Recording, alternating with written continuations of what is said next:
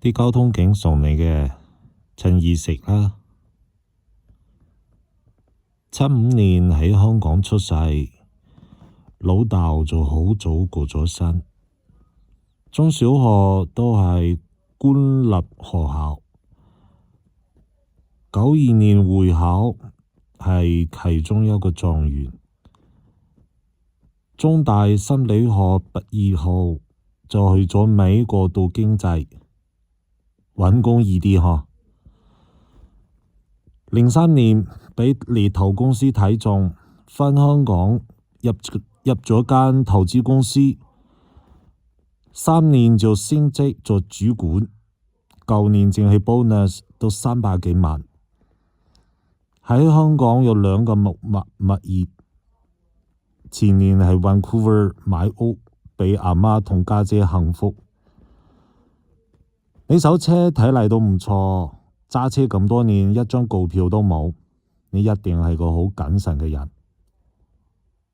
係啦，有啲嘢想請教你。有個女仔喺佢阿爸嘅喪禮度見到個男仔，一見鍾情。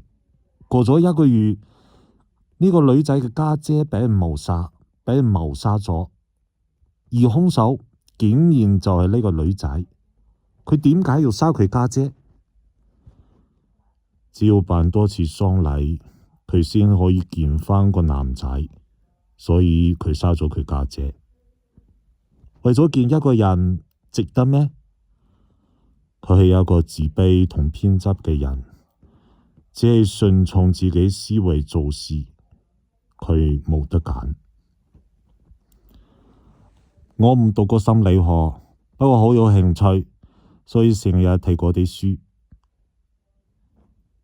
既然你懷疑我係咪有律師在場先可以回答你個問題？你係唯一嘅目擊證人，我一定要扣留你協助調查。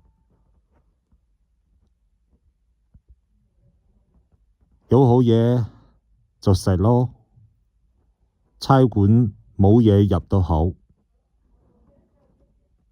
我哋做差人嘅有時都冇得選擇。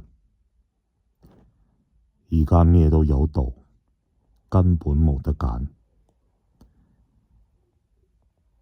有唔得揀同個世界唔關，係同你自己有關。睇嚟你已經有嗰本書 Martin Goodman 犯罪者與動機。根據佢嘅統計，超過8%嘅犯罪犯都認為自己被逼。下次同你傾偈之前，睇怕都要溫下書先。